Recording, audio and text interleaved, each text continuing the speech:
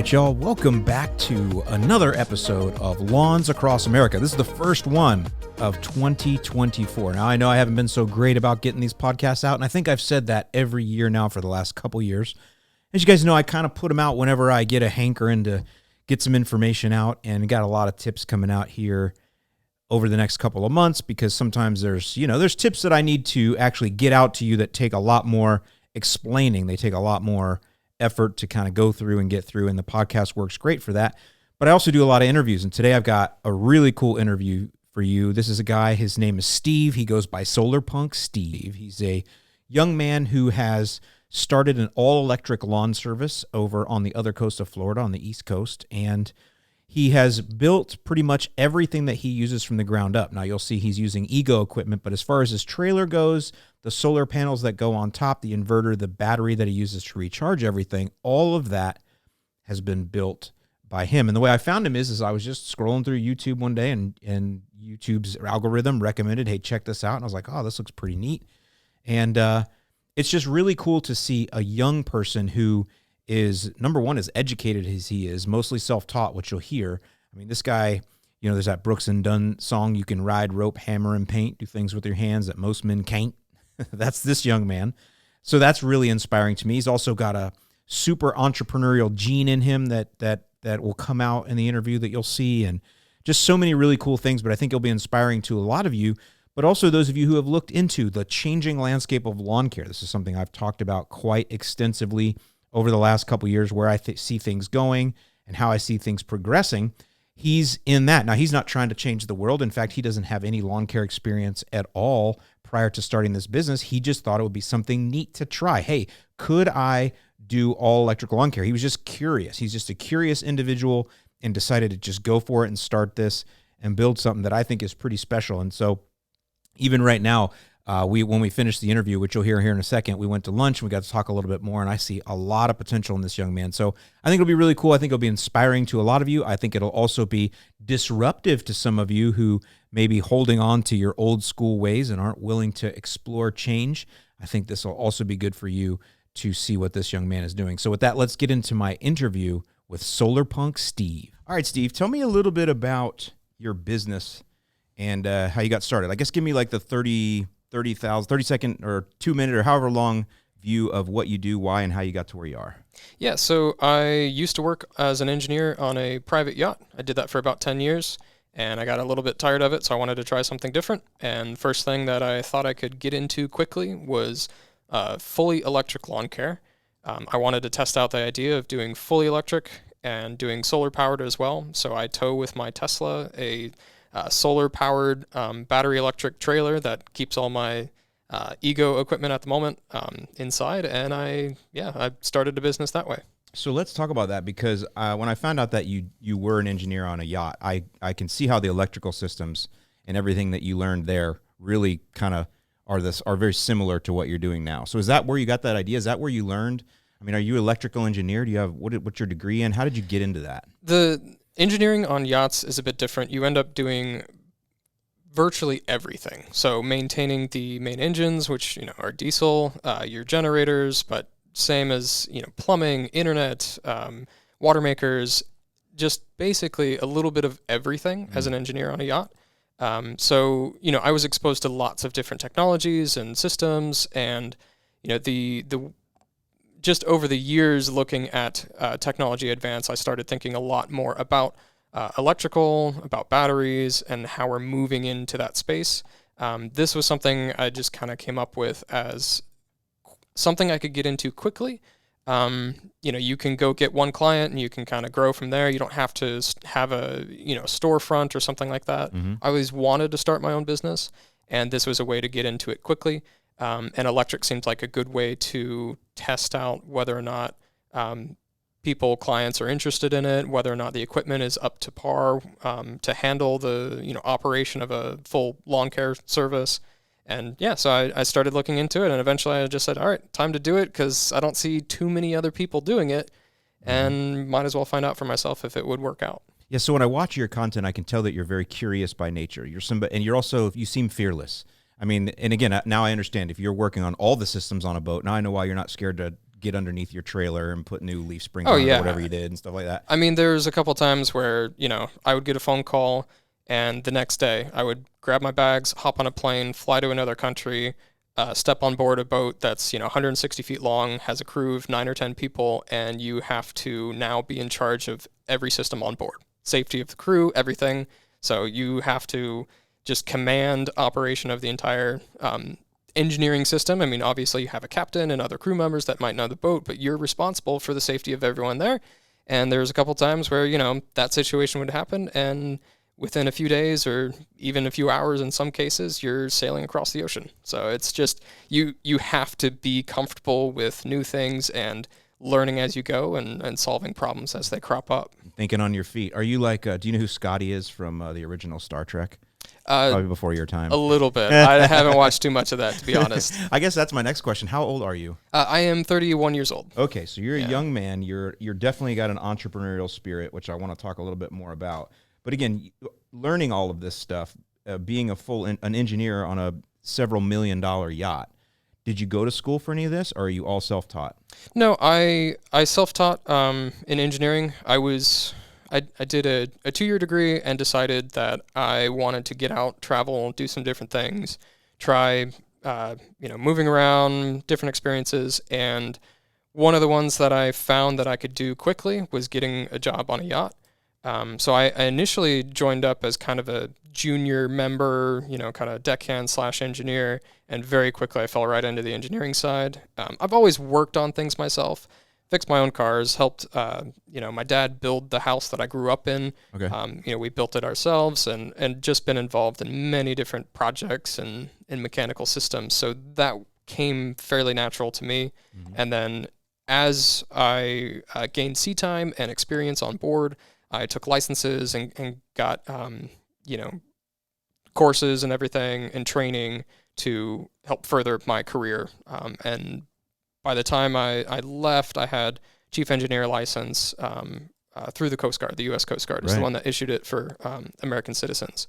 But I have, training in IT systems, and I've worked on, just giant servers and, water makers and all sorts of different equipment. So lots of varied. A yacht's like a floating city in a way. So you literally are taking care of all of the systems for that city. Yeah. And, as personable as helping out the owner of the vessel, who's typically a billionaire, solve problems on their iPad. Oh, hey, I can't get this email to send or whatever. And so, oh, sure, here, let me, help out with that. It's, you're the everything person. You solve problems. That's what you do. So that sounds like a lucrative career. It just sounds that way. It may not be. So why get out of that? You're obviously, you're 10 years in. You're making a name for yourself if you're flying to Europe and working on yachts. I mean, people are starting to know who you are. You probably are starting to be able to write your ticket where you want, maybe command some better pay, these types of things. Mm-hmm. So what makes you go from that to starting a lawn care company? The simple answer is I was not enjoying myself anymore. Okay. So I felt like I had learned a significant amount. There wasn't much else to learn there in yachting. It also demands so much from you. For 8 or 9 years of that 10, I lived on board full time. So wherever the boat went, I went. You would get some time off per year, but that was completely dictated by the boat schedule. So there was, a few times where I wanted to go on vacation. I'm burned out. I've been working 6 months straight, literally every single day.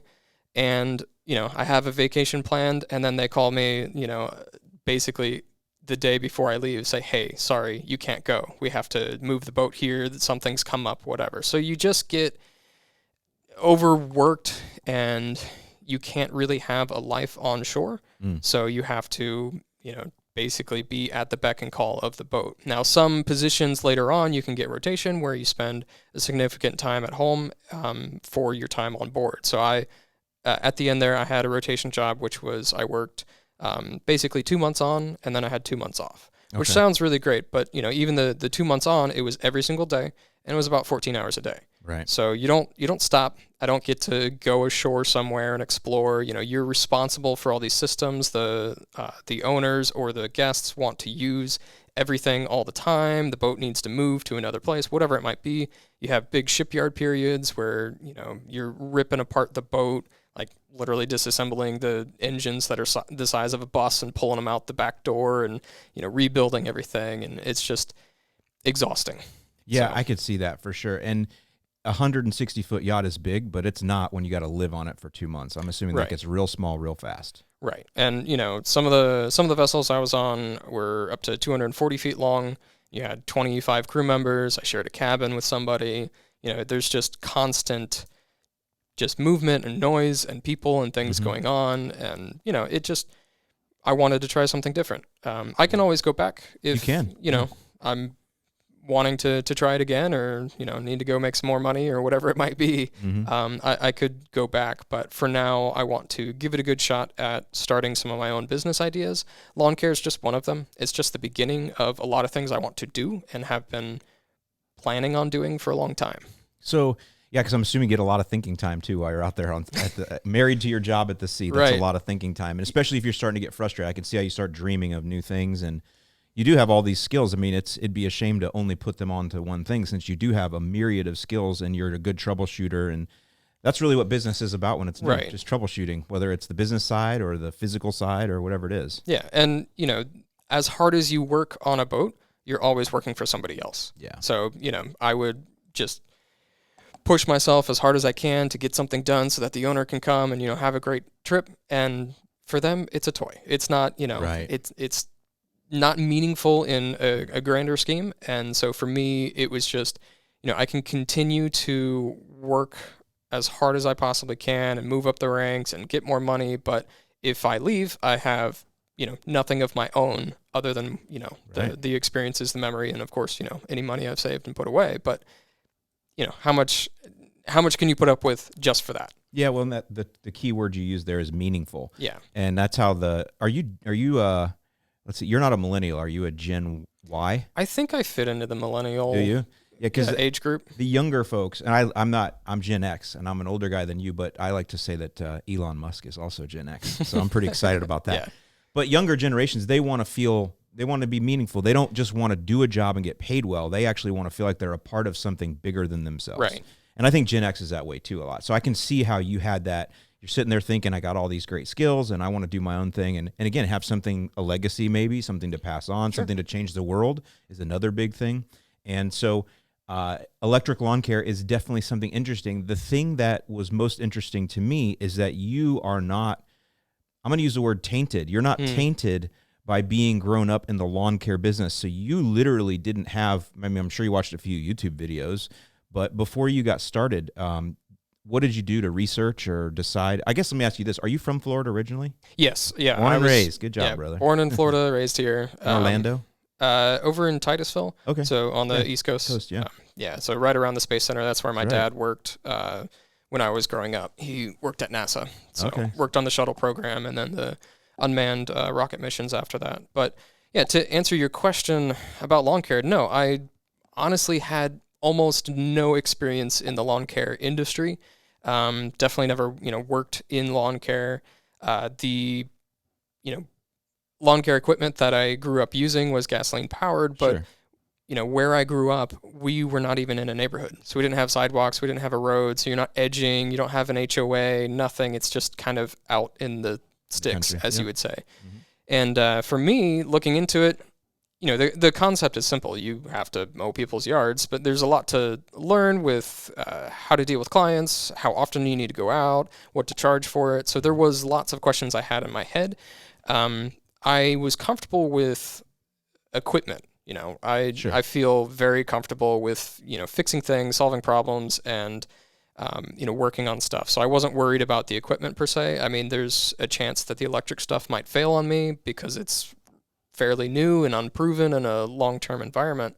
But the lawn care stuff, yeah, I watched some videos on YouTube. I, did some research online. And in some cases that helped a lot. In other cases, it kind of pushed me a little bit in the wrong direction with pricing. So I wasn't able to, talk to friends. I haven't lived in my town for, 10 plus years, I didn't actually know what people were charging for lawn care. Right. And you start looking online and you're seeing these numbers. I'm like, okay, so I start out my business with like these numbers in mind, and, immediately getting rejected from people because it's like, oh, that's way too much. The national average does not apply to my location Right. for pricing and things like that. So, I had to kind of learn from that, take a step back and keep moving, keep trying different things, and, learn how to start managing it. Other than that, it, went pretty smoothly getting started. How many years ago did you start your business? It's been, I think, almost 2 years now. It's probably about a year and a half, 2 years. Okay, so 2022 was your first year? Yeah, I started out really slow because I was also going back to school at the same time. Okay. So I just kind of kept it, the lawn care part-time, and I have up until recently been part-time lawn care and, going to school 2 days out of the week. So full, days out of the week, spending time doing engineering courses and stuff, so or classes at the, local university. So it's, I wouldn't say it's a, as busy as somebody doing it full-time, but things have been ramping up over that, year and a half or so that I've been working on it. Yeah, well, it was smart that you obviously saved money from your previous job so you could have that ramp time. That's what a lot of guys don't. They're all balls and no brains, and they just jump out and go, and you can make it that way, and that's one way to do it, actually, to force yourself to make it. Right. But I like the longer ramp idea anyway. Yeah. I did a mix of both. So, I used a lot of my savings starting out and slowly ramped up. I was using money to go to school. I have very low expenses, so that's, very helpful for being able to stay that way for a long time. But at the same time, I eventually got to the point where I'm like, okay, I don't want to pull any more money out of savings. Now it's time to basically cover everything from lawn care. And so that pushes you to go that extra step. And so I would reach out to clients and say, hey, is anyone looking for, extra work? I can do mulching, I can do weed pulling, just simple things that people might want to tack on. And sure enough, maybe 30%, 40% of the clients I had were like, yeah, we would love this done or that done, whatever it might be. So yeah, if you push yourself real hard in the beginning, you might, get burned out real quick, but I think it's healthy to have a mix of both, of a longer ramp time. So I could look at the equipment I was using, how it was behaving, and not get stressed about it failing on me. Because if something went wrong, I had time to either get it fixed or swap something out, or go home and charge up, if I ran out of battery, those types of things.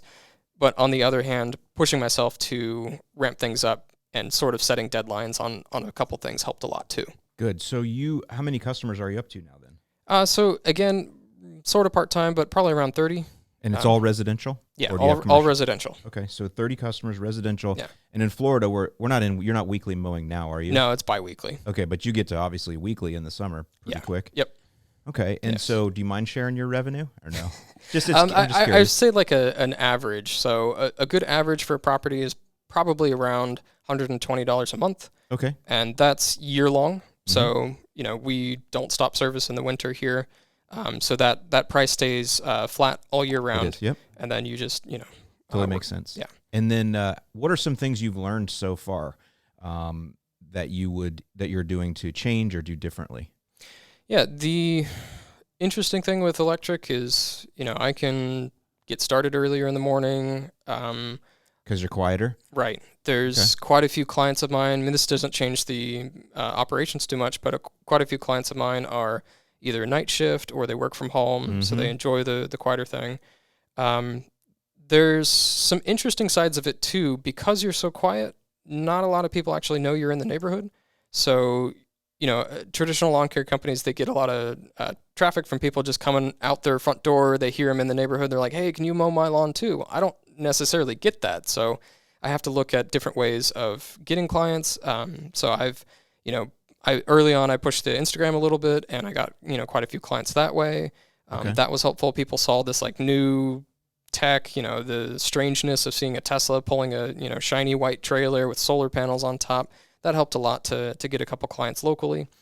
Other learnings, the, equipment so far has been handling the stuff I'm throwing at it very well. It's not as good as some of the commercial lawn care equipment, gasoline lawn care equipment for sure. And you have to, be a little bit careful about how big of a property you take on. Mm-hmm. So there's been some people that have come to me in my area. We have, large pieces of property spread out, all sorts of things.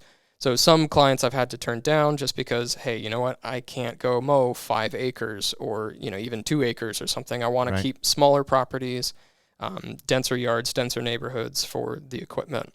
Yeah, and that's pretty normal for any business. And so I guess we should go and let everybody know you use Ego equipment that you got from Lowe's. So you're using just homeowner stuff, same stuff we're using. Ego's one of my sponsors, just so you know. So, so you're using stuff you got right from Lowe's, and you say that's working out just fine. Yeah, it has been working great. There's of course little things that might annoy me, but nothing that has stopped me from doing the job.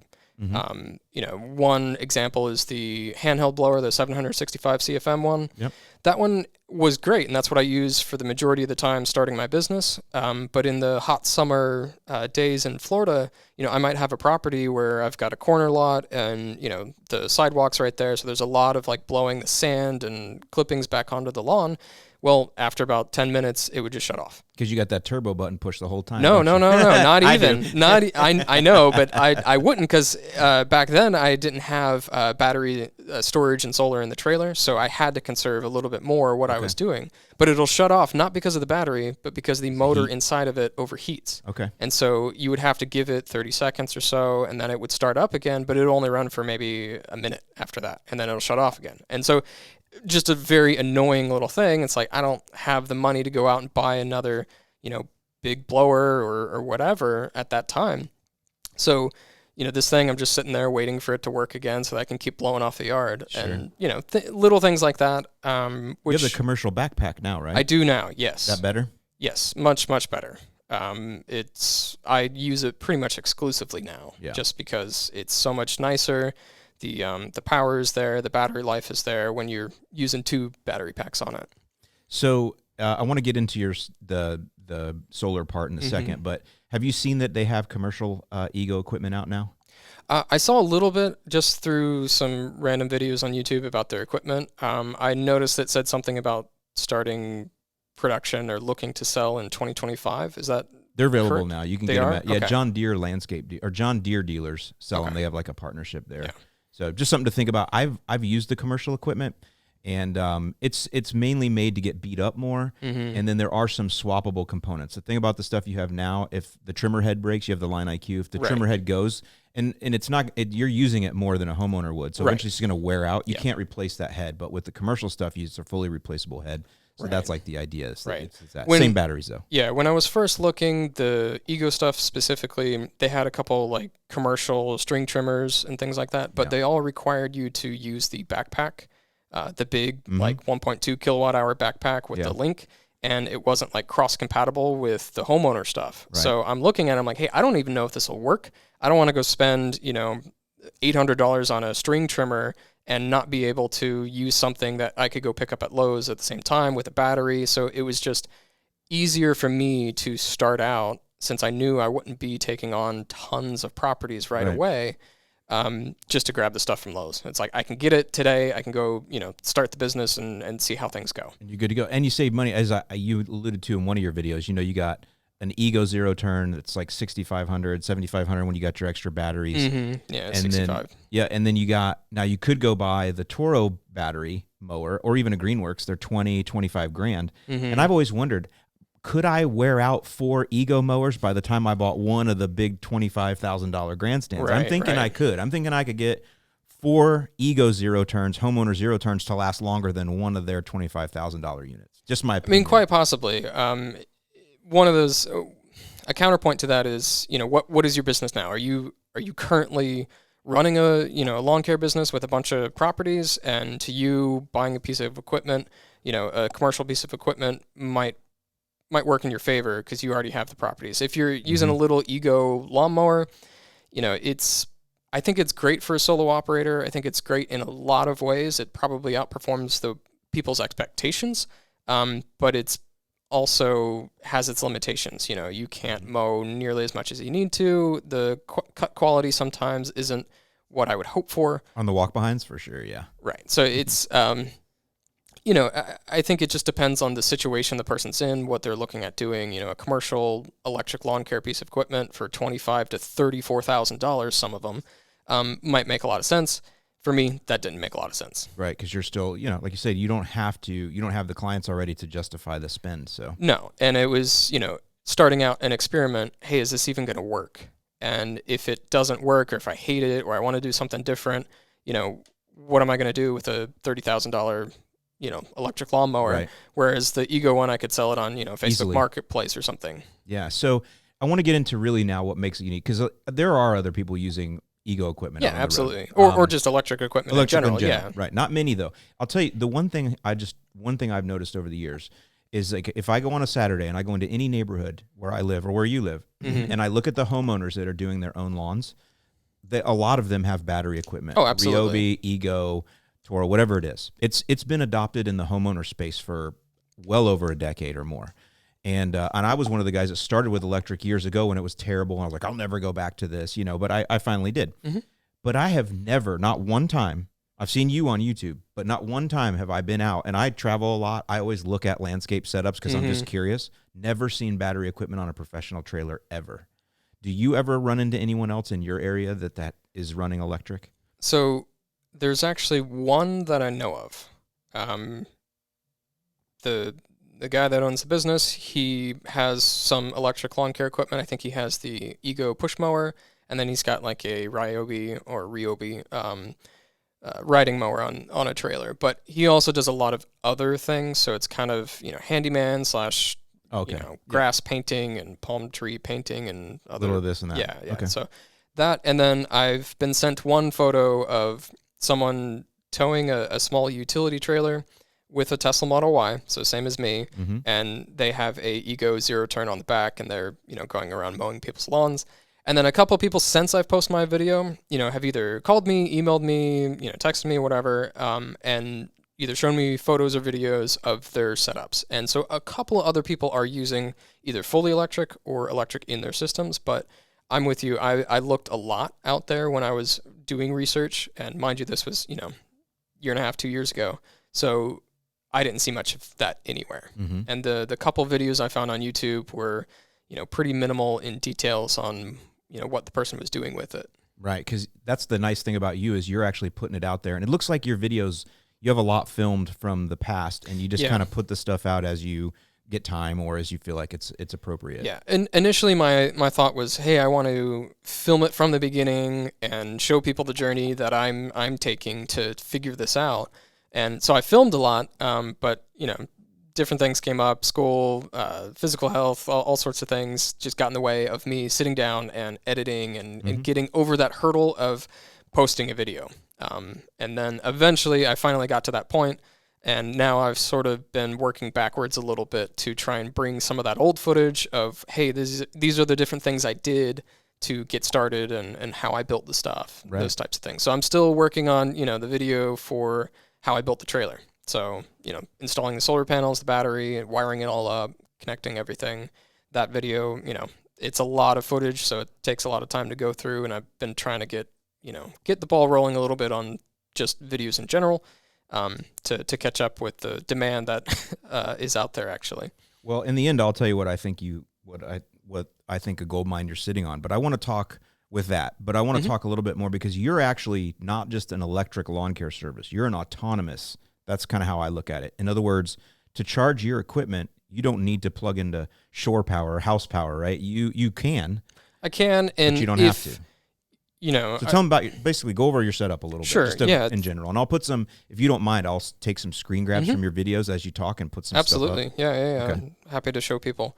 That was the point of the YouTube, is to get it out there and show people. So I initially, thinking about the electric lawn care setup, I knew that, I wanted to try out putting solar panels on top of an enclosed trailer. It's, basically real estate on top of this trailer that you have, perfect fit for solar panels. And I just had that in my head of, hey, I want to try this out. I don't know why anyone else isn't doing it. I guess I'll just have to do it myself. So, getting the lawn care business started was first priority. And then after a little while, once I was growing the client base and having to push people on to the next day because I don't have enough charge, Right. I finally decided, hey, I'm going to give this a shot. So I did a lot of research trying to figure out what would work, but ultimately decided on some, a particular solar panel and particular battery and inverter setup. Just ordered the stuff, and over the winter last year is when I installed it all. And there was a lot of things to work out on how to mount the solar panels and how to, get this wiring system set up properly. But basically the entire roof of my trailer is covered in solar panels. So it's a 14-foot long trailer, and I've got 6 panels up there. It's 1,200 watts of solar.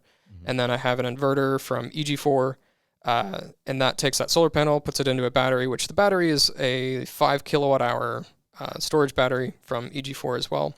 And then that's basically the same capacity as all my Ego batteries that I have in the trailer. For your current setup. Yeah, for my current setup, I didn't buy extra batteries. I just bought what came with the thing, apart from the 2 extra for the lawnmower to fill out the 6 that it can take. So anyway, that all the Ego stuff I have is about 5 kilowatt hours. The storage battery is about 5 kilowatt hours. And then with the solar, while I'm out, if I have a good sunny day here in Florida, which is nearly every day, I end up basically charging the storage battery back up again and maintaining everything while I'm out, so I don't typically have to plug in at home to charge up even the trailer. Now, it's not perfect if there's a cloudy day. You don't really get that much solar. I have not run into any limitations on running out of battery with my setup, with my current, client base. Even on a cloudy day where you're not getting solar, I've still managed to get all my properties done and finished up. But on that day, if I have to mow again the next day, I'll come home, I'll plug the trailer in, it charges up the trailer, it charges up my equipment, everything's ready to go again, and I just head out. Yeah, and then so basically with the size of the battery you have, when you leave in the morning, if it's full, it's got enough juice to charge all of your batteries one time if it didn't get any additional solar power added into it, right? Yeah, roughly. I mean, you have losses on moving that power around, so it's probably slightly less, but yeah, it's a good way to think about it. It's essentially one charge on every battery that I have in the trailer. Yeah, so that goes back to, that's another, so guys with traditional gas lawn services, they're concerned about route density as the biggest thing because of drive time between, and that's mainly just for cost and that type of thing, getting revenue done. But labor costs and everything. Which is your biggest expense. But you have to be concerned about battery life. Like you said, you can't take on the bigger properties because you have to charge in between stops. And so you sometimes need the drive time to recharge. So you have this other element that you have to be concerned about. True, but you can also solve that with more batteries. Sure. So the problem with that is, of course, cost. The batteries at the moment are very expensive. And they don't last forever. No, they don't. There's different types of chemistries that will last a lot longer, and that's what I have as the storage battery in the trailer. So it's a lithium iron phosphate. Problem with that is it's a lot heavier too. So it will outlast all the other batteries. It'll probably outlast the trailer. It'll last more than 15 years, even cycling every single day. So that type of battery is great, but it's heavy and it takes up more space per, energy density basically. So you don't see that as a battery being used in hand tools or, portable power tools, anything like that. But it is something that, might eventually become the case for lawn care equipment, especially in the mower, if you had, lithium iron phosphate. And if you could charge it up in the trailer or, hot swap batteries, whatever, that would be a better option than what we currently use for the chemistry, which is like, I think NMC or nickel, manganese, cobalt. It's what's, in most long-range electric cars. The energy density is better for those types of things, but the cycle life is not as good for the battery over time. Well, and just like everything, technology is going to improve, and so you're kind of new at it. You're doing what you can. The thing that I like about your setup is you're now not married to one brand, and I know you mentioned this in your videos. Because your setup, it's autonomous that way too. Is if somebody else, Ego's great, but if somebody else comes out with something different, or you want to just add another piece of equipment outside of the Ego line, that doesn't affect you at all. You just bring it in and go. Yeah, if there's a hand tool, a string trimmer that comes out that is the best out there, and it's a different brand, that's fine. I can get it because I can install the trailer or the charger in my trailer. Get as many batteries as I need for it, 1 set, 2 sets, whatever it is. And now I have that tool. I'm not locked into a brand, which I liked starting out. I mean, again, I chose Ego exclusively getting started, but that's because I didn't have that capability and I wanted to be able to swap batteries between the equipment. Now I'm not locked into that. And also, if I end up growing to the point where I have, someone with me and we're mowing a whole bunch of lawns, in a day, I can just expand my storage battery in the trailer so I can get another one, connected up to the same system I have. Now I've doubled my storage capacity. If I need it, I can get a second set of batteries for the equipment, and those can be charging in the trailer while I'm out using equipment on the property. And so, yeah, there's ways to solve it. Again, it's expensive to do everything all at once. So I, have just solved each problem as I keep going, as I'm growing and expanding. And that seems to have worked pretty well. But, there's a solution for a problem. It just depends on cost and complexity. Mm-hmm. So what's your ultimate goal with this business? You want to grow it and franchise it? You want to grow it to 25 trucks? What are you going to expand into landscaping, lawn spraying? What do you think your future looks like? Good question. It changes often, my thoughts on it. Well, you're breaking new ground. You're disrupting an industry, whether you know it or not, and that's a positive thing. It's needed, by the way. Yeah. So for me, over the last 2 years or so, I've been dealing with like a physical injury. So it's been hard to actually, take on more clients. So I've kept things a little bit small based on that. So, I've gone up and down on the roller coaster of emotion of, I can push this really hard and grow the business and make it, either multiple trucks, multiple crews, or franchise, to also feeling like, hey, you know what, I might not be able to keep doing this. Like, it's killing my body. So, it's hard to say. I would like to grow it. I've been considering the franchising.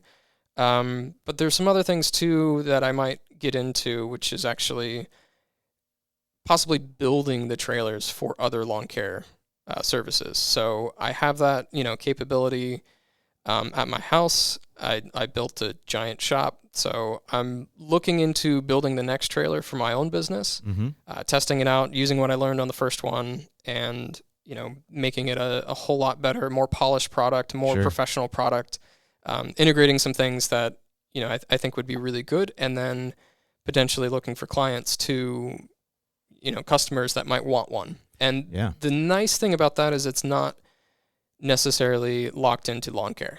I was just going to say, anybody that does any pressure washing, everything is battery nowadays. Right. Pool clean, well, not pool clean probably wouldn't be, but yeah, anything that's a service business that requires power tools. Right. Someone might want to run a food truck. Somebody might, want to run a contractor business out of it. Right. It's, at the end of the day, it's essentially adding a small generator to your trailer. You can go out and buy a gas generator and use that to power, recharge your tools. I've actually heard of a few people doing that.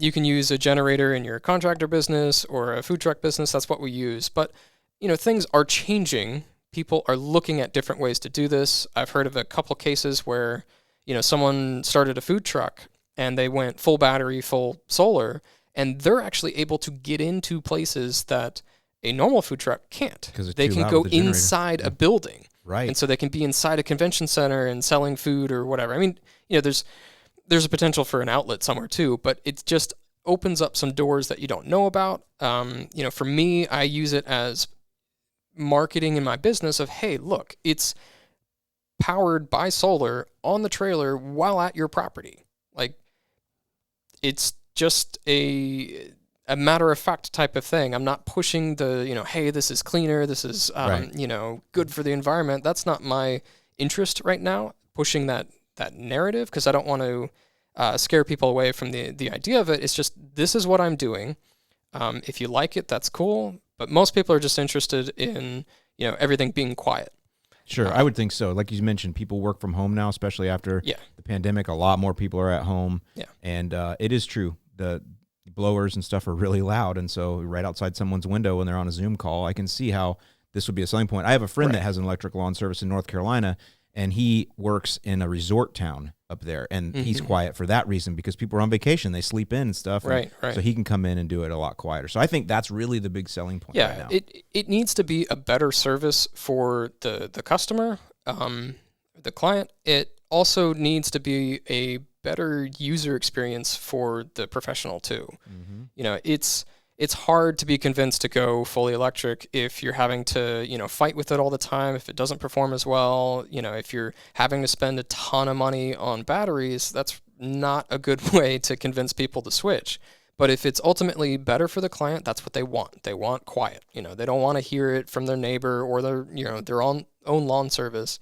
That, and then for the professional, if it's easier to maintain, easier to operate, you're not breathing in the exhaust fumes all day long. The vibrations are lower, the noise levels are lower. You don't have to stop at a gas station, so there's risk for backing up into somebody or whatever. Yeah, I have never stopped at a gas station in my years of operation now. And I'm able to charge up at home. I don't have belts. I don't have oil changes. I don't have air filters. Spark None plugs, of all that that. thing. Yeah.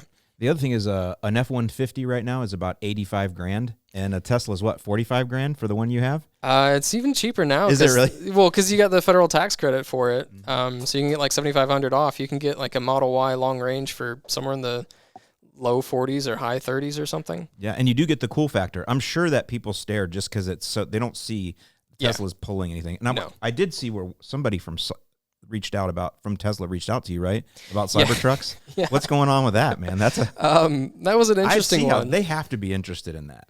Yeah, I got some, interest after posting like the first 2 videos of mine, and somebody called me, and I've been getting a lot of calls from random people for all sorts of different reasons recently, but I ended up taking this guy's call, and he's like, "Hey, I love what you're doing. Like, I'm in charge of an event down in Miami. You should definitely bring your whole setup down and show it off." And I was like, "Okay, that's interesting." And he's like, I showed him, or I voiced some concerns about getting the trailer all the way down there with the car. It's a big trailer. It takes a lot of juice to drive 250 miles with it. So I voiced those concerns, and he's like, "Oh, well, there's a charger." And I was like, this trailer's big. And he's like, no, I know. I'm actually on the Tesla Cybertruck development team. I've been driving around some of the test vehicles recently with a trailer attached to him. He's like, I know how much it sucks the range. He's like, but you got to do it. I'll put you in touch with these guys. So he put me in touch with the people that organized the event down in Miami. And I went down there and showed off the trailer and, just kind of opened it up to the public to take a look at it, ask questions, that sort of thing. Sweet. And I saw the video you put out 8 days ago, but that was like in October, wasn't it? Yeah. So. It took me way too long to get that video out. No, trust me, that's, you have a lot of irons in the fire right now. You have a lot of things on your plate, so it makes sense. But I think that is where your biggest, because again, you resonated with me when you said you dealt with a physical injury. That's the reason that's the reason I went into YouTube and content, is because my fear. I worked for True Green in the 90s, and we sprayed lawns, and I would see guys come in that were on my routes. They would bring in $1,000 a day in revenue. This is, fertilizer weed control, and they work 5 days a week. They're bringing in $5,000. I'm doing math, and I'm like, man, that's a lot of money. And then I understood chemical costs and all that. Right. Like, that's a lot of money. I would love to be making some of that money. But then I thought, what if I jump off the back of the truck and twist my ankle? And I had a family at that time. And I'm like, what am I going to do? Right. So I never did. That's the one. That was my excuse for never stepping out.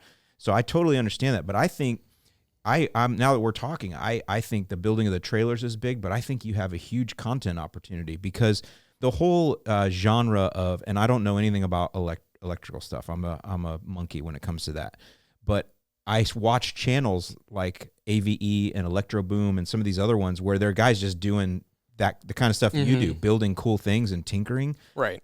Hundreds of thousands of views, and you could build a business from that. This could be your marketing. You could be shipping trailers all over the country. Now, after posting just the first 2 videos, I mean, even on the first video, you commented on it. And, I had no idea who you were when you commented. I look at your channel, I'm like, man, this guy's got 500,000 subscribers plus, and he's commenting on my video. And after that, I've gotten tons of different people to reach out to me for various different reasons. And it just shows the power of YouTube, of putting that stuff out online. And I have, taken that very close to heart of like, hey, okay, I have an opportunity here, and how am I going to approach it? So I have been looking at YouTube as more of a business now. So investing in the equipment to help me make the videos, learning new things and just pushing it. Each time I post a video, I'm learning something new about the whole, situation. I'm also learning, what people like and don't like, and, just trying to experiment with it, but approaching it in a serious fashion of like, hey, I could make something big out of this. I'm still trying to figure out, my channel took off really quickly, way faster than I expected it to. And I'm trying to catch up to that growth, right? I posted my second video, and before I hit my third video, I had 8,500 subscribers. I remember just like refreshing the screen, and it was going up by, hundreds during the day. And I'm like, man, this is insane. Right. I don't even know what to do with it yet. So I'm working on that, trying to figure out, okay, how do you monetize this stuff? How do you make revenue from this? Because the amount of time that I've put in to making the videos, filming, editing, all that is not nearly compensated by the ad revenue that has come from YouTube. Like, you have to sacrifice in the beginning. Right. I think a lot of people, see the channel and they're like, oh my God, I've had a few people comment like, oh, I hope the YouTube revenue doesn't ruin the business side of making all electric work. And it's like, don't worry about that. Yeah. Like, don't worry about that right now. Like, I've hardly made anything off of the videos themselves and spent a whole bunch on trying to get more content built. And that's really the main thing. So I started in 2008 or 9 was my first video, and I never really made any actual real money for 10 years. I just did it all as a labor of love, because I knew one day it would be big. I knew it. Right. It just took a while for the audience to get to YouTube. Yeah. So, I think the main thing with you is it's telling your story. And that's what's so cool about it is you still do have an actual business you're building with this. So you have two sides of the story. You have the business side that you're building, but then also just the trailer and the tinkering and the different things that you're doing and learning. And again, you're working with electronics, which is just an interesting genre in general, and technology in general. Right. It's super interesting and very well watched on YouTube. So I think you have a huge opportunity there. Yeah, and I've also wanted to be clear about the fact it is a journey, and I am just kind of trying to figure things out, and I am, supporting myself off of a electric lawn care business. I'm not supporting myself off of a YouTube channel right now. So I think for a lot of people that has resonated well of, here I am just trying to figure it out, trying to prove that it can work, and not being, kind of dirtied by the effect of influencing type, influencers, YouTube, and YouTube revenue, or just online revenue. So I'm not using that money right now to pay for equipment or running the business. The business is running. There's plenty of people out there now doing the mowing properties for free just because they get tons of views, and a lot of people have asked me to to do stuff like that, and I'm very hesitant. Yeah. I'm very hesitant on those things because I just honestly I would rather it be a a legitimate business. Yeah, one that you can build upon, and like you said, have something to fall back on if the YouTube views ever go away, because they do. Right. So that's cool. And I guess the next thing I have then is, have you gotten any pushback or negativity from old school lawn people that don't like what you're doing? It looked like there was a clip where somebody was flicking you off, but I don't know if that was just in there for fun or what. No, they waved with one finger. Yeah. I watched your videos pretty close. Just No, it's great. I try and put a lot of fun things in there, but it's just an experiment editing. It's fun learning, but for in person, honestly, that's the most negative I've experienced. Maybe there are clients that potential clients that don't call me because they don't like a Tesla. I actually don't know because they never called me. How about lawn professionals? Anybody leave negative comments? So I'll just tell you what I get a lot, because I use a lot of battery equipment. On YouTube? On YouTube yes. or anywhere. They're yes. always like, that battery stuff is this and that, and they can pry the gas stuff out of my cold, dead hands, and that kind of stuff. No, online is a different story. Yeah. I'll say the vast majority of all the comments have been positive. All the reactions have been positive. But I've, gotten anything from what you just said of like, oh, gas equipment's way better, to, mild death threats. Really? Yeah. Okay. So, I haven't gotten that. I guess, driving a Tesla, having solar panels on a trailer, and using electric lawn care equipment is worthy of making somebody so mad they would hope that I would die. That's pretty bad. Well, what it is, and we'll go down this road a little bit, is it's been politicized. And here's what I've seen over the years. So a few years, I go to the GIE Expo. They call it the Equip Expo now. It's in Louisville, Kentucky. And it's the big show. It's the big trade show for lawn care. And you go every year, and you can look at different equipment and the newest stuff and all that. I go to hang out with friends. And a few years ago, we'd see the battery stuff coming in, and batteries the future, and this and this and that. And then it got politicized a couple years ago, and laws started being made, like in California, I know you know, and where they don't allow the gas equipment to be sold and whatever it is. Right. And so people know that that's going to come across to the rest of the country. It is. I say that ship has sailed. It's not going to be undone now. Right. And so they get mad and they get upset about people that are like, well, I'm just gonna work within whatever the rules I can see coming. I'm gonna stay ahead of the wave. It's disrupting. I didn't disrupt it. You didn't disrupt it, Steve. You did. It is what it is. So I'm just gonna work within what I see coming. Right. And that angers people. That makes them emotional because, number one, disruption is very painful and change. But if you think about it, the lawn care industry has not been disrupted in ever that I know of. No. Even the technology we have today, like used to be you had to collect cash at the door. Now you can have auto pay and things like that with software. Well, I actually think most customers, at least me, I wouldn't pay anyone cash at the door anymore. Anybody that does service for me, I have to pay online because it's just an ease thing for me. Right. So that hasn't really disrupted. But I think this will disrupt. And it is going to, and it's going to be forced on it. And I already know there's municipalities in Florida that will only take electric. Yeah. When I went down to Miami for the Electrify Expo, I had quite a few people telling me that South Beach, Miami is banning gas blowers. Right. So even in Florida, which we haven't been very proactive on those things, or progressive, whatever you want to call it, it's starting to happen in certain communities. And I guarantee you at some point, HOAs are going to start banning it too, because it's all the neighbors that hate the noise all day long. And a lot of people are working from home now, or just have different schedules, or just, sick of the noise. And that's going to be, in my view, the biggest driver is just the noise. When they see that there's a lawn care service out there that's all electric and it's much quieter, they're going to demand that is what, services them. And if you've already solved all the problems and you already know all the roadblocks and you've gotten around those, you can win that bid because you've done all the hard work ahead of time instead of complaining about it. Right. So I see that a lot. And that leads me to the next piece. Have you messed with robotics at all? Have you looked into that side of lawn care? That side of lawn care, no. I have, seen a few different options out there. I've seen a couple, not Kickstarters, but, startup companies advertising their robot lawnmowers and little homeowner ones out there. I have not used any myself.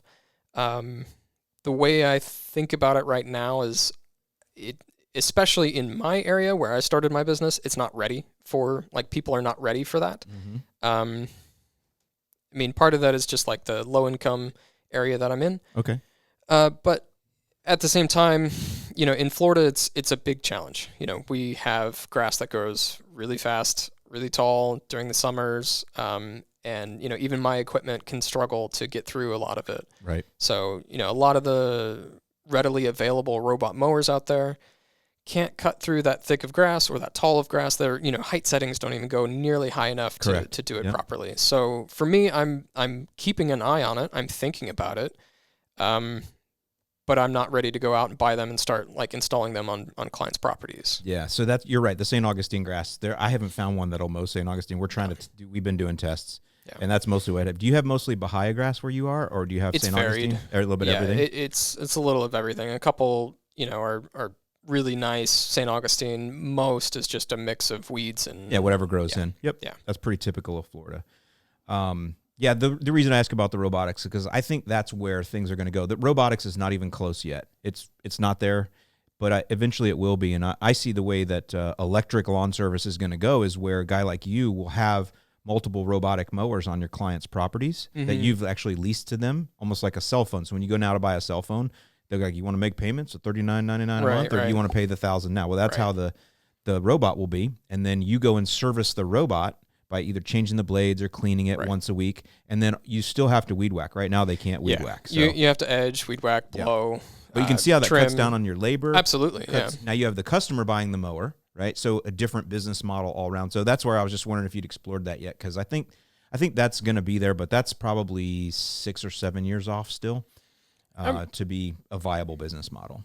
Yeah, I do know just offhand at least one service over in Orlando that, friend of mine, their parents have a robotic lawnmower from a service. So somebody actually coming, maintaining the lawn, the landscape, but, they are installing the robot lawnmower and that kind of a thing. So it is out there, I would say, even now.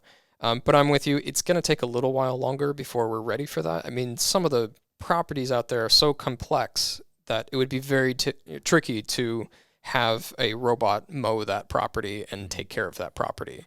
Yeah. Now, the cookie cutter neighborhoods and stuff with all, pristine grass and everything, yeah, you could definitely get that started sooner, I would think. Yeah, or in HOAs, you could have a hybrid model where you have robots handling some parts that maybe are harder to access or whatever, and then you have, your regular mowing going on in the other areas. So good stuff. If there was one thing that you could get from manufacturers, something you need, something you're thinking, man, I wish this was out there, or I wish they would do this or that. What are some things that you would want from the manufacturers?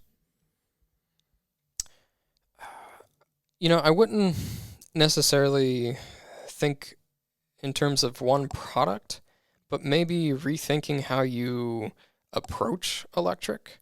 So one of the reasons that I leaned towards Ego early on was the fact that even their mower, their zero turn, had small battery packs you could pull out and swap. In my view, even if you're a busy lawn care service, you could have battery packs charging on the trailer and swap them out with the mower either in the field or, run back to the trailer, grab a new set. The majority of the others are using very heavy, large battery packs because they're trying to build it in terms of running all day long. Right. Once you leave the yard in the morning to go mow, it's got to last all day. And the way I have things set up, I don't need it to last all day. So I don't need some, 800-pound, 1,000-pound electric lawnmower to last me all day. I want something lightweight. The battery packs are easy to swap, and hopefully with lithium iron phosphate batteries so that they last forever. So I can deal with smaller battery packs because I can charge them in the trailer and swap them out and carry them. They're easy to handle. But if, they only last a year or 2 or 3, that's not great when they cost so much money to replace. So if we went to a little bit, changed the thinking a little bit, kept the battery packs small, went to lithium iron phosphate, and then, moved the charging to the trailer in some respect, I think that could be good. But that's just my thinking based on what I'm using how I'm using my equipment. So that's interesting because that's Ego's thinking too. I don't know if you've ever seen their setups because they have a trailer that they take around. I did see that.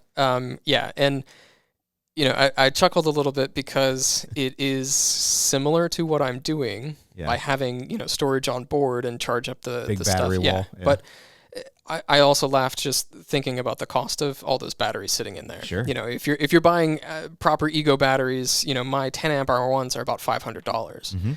So just looking at the trailer, I'm like, yeah, I don't think I'm going to be dropping that kind of money right away. But I understand what they're doing. They are solving it from their ecosystem, from their perspective of, hey, we have these batteries. They are interchangeable between all our equipment.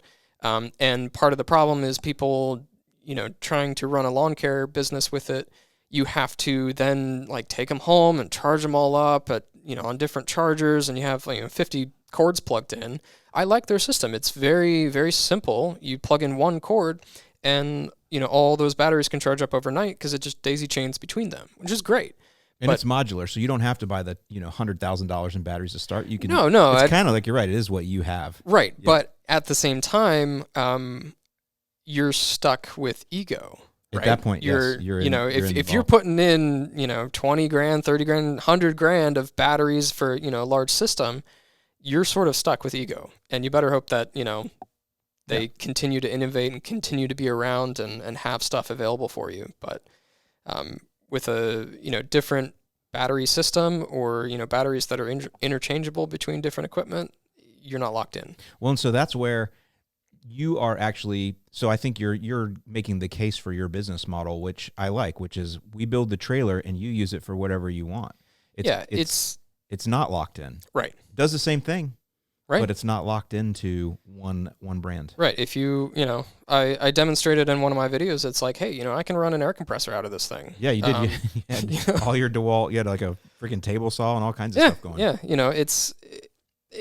It's basically just the equivalent of a generator, but it's quiet. It's quote unquote clean.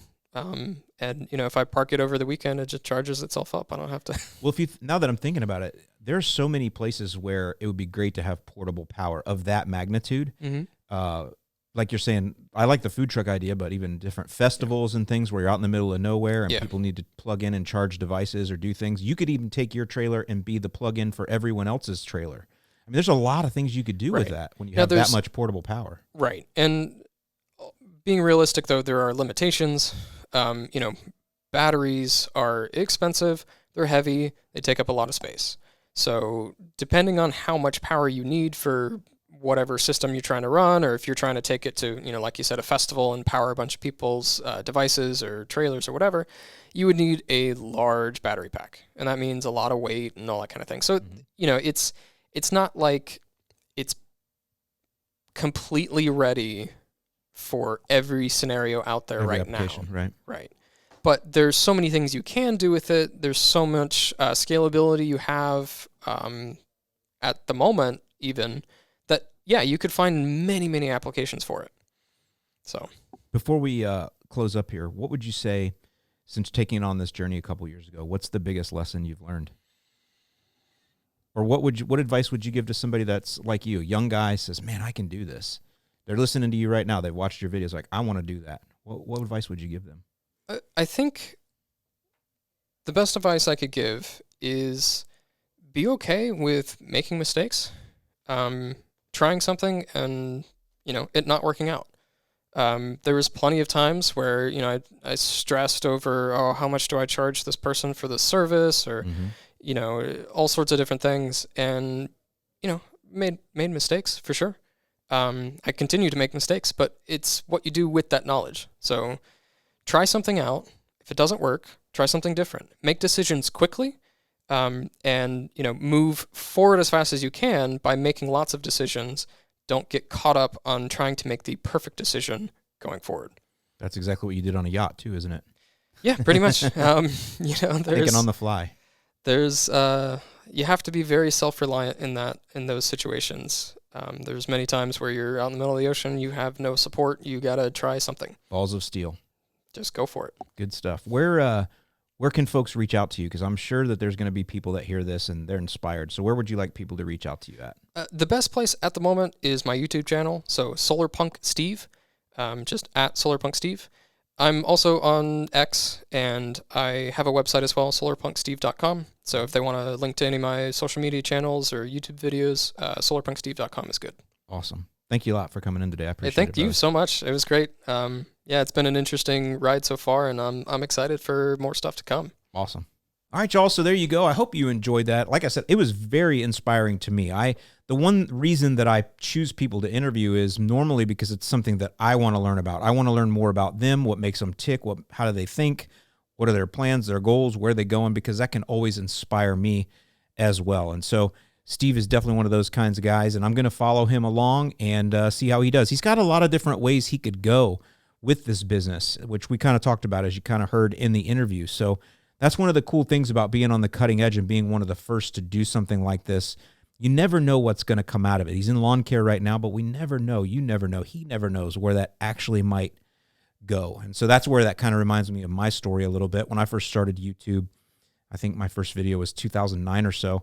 I just wanted to give out some lawn tips. I never realized it would be, a full e-commerce business like it is, with an app that supports the products that people are involved in and the communities that we build. I never realized any of that would happen. I just knew that there was something there, even though I didn't know specifically what it was. And I think that's kind of where Steve is at. I think he knows he's got something. He's got some potential. He definitely realizes that. He's got the ability to do something new and special and interesting, and he even knows that there's an audience for it. It's just he's at that point where he's got a lot of ideas. He's a young man. He's all over the place with his ideas. He's just got to kind of hone them in and kind of pick a direction, and then let the audience kind of work with him as he goes. Because that's where I got a lot of what we do today came from you guys. In fact, most of it did. this is, I would do one thing and you'd say, that's great, but I need this, or that was nice, but I also want this, or we wish you had that. And so that's kind of how things have grown. And I think Steve's career and his career track and his life path are going to be very similar. So I'll make sure we stay in touch with him and maybe have him back at the end of this year. We'll do another interview and see how this year went, see if anything has evolved or changed, and see where he's going. So I hope you guys have enjoyed this very first podcast of 2024. Hope it's been inspiring to you. Hope you learned a little something. And as always, I'll see you in the lawn.